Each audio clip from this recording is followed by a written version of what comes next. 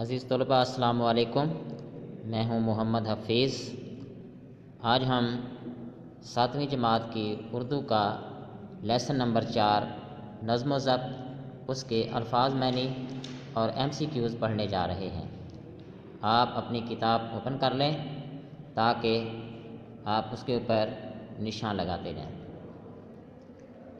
پہلا لفظ ہے بیٹے ہمارے پاس انتشار، اس کا معنی ہے بکھر جانا، بے ترتیبی۔ دوسرا لفظ ہے پاسداری، اس کا معنی بیٹے ہے لحاظ کرنا۔ تغیر و تبدل، حالت کا تبدیل ہونا یا تبدیلی۔ آپ کوئی سا ایک میننگ بھی یاد رکھ سکتے ہیں۔ حسن ترتیب، عمدہ ترتیب۔ حشرات الارض، چھوٹے چھوٹے کیڑے جو زمین پر رینگتے ہیں۔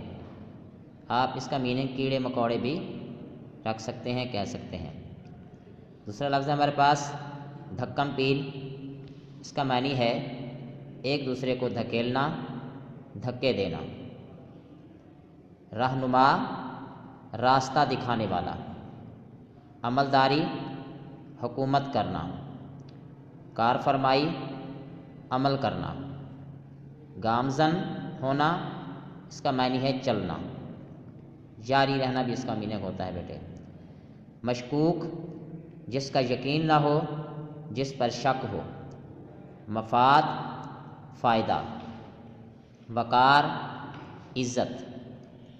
اب بیٹے آپ اسی سبق کے MCQs نکالیں اور ساتھ اپنے ہاتھ میں پینسل رکھیں تاکہ جو درست آپشن ہے اس پر آپ نشان لگاتے رہیں۔ پہلا MCQs ہمارے پاس نظم کس زبان کا لفظ ہے؟ تو اس کا صحیح آپشن ہے دال، عربی کا۔ دوسرا MCQs ہے صفیں ٹیڑھی بنانے سے اللہ تعالیٰ ٹیڑھے کر دیتا ہے، اس کا صحیح آپشن ہے دل۔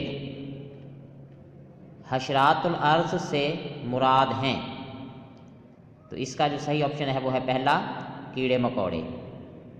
بس میں سوار ہوتے وقت کوشش کرنی چاہیے، صحیح آپشن قطار بنانے کی۔ قائد اعظم کے فرمان کی درست ترتیب، قائد اعظم کے فرمان کی درست ترتیب کا جو آپشن ہے وہ ہے جیم، اتحاد، ایمان، نظم و ضبط۔ یہ تھا بیٹے آج کا ہمارا لیکچر۔ امید ہے کہ آپ کو یہ لیکچر اچھا لگا ہوگا۔ اگلے لیکچر تک کے لیے اجازت دیجیے۔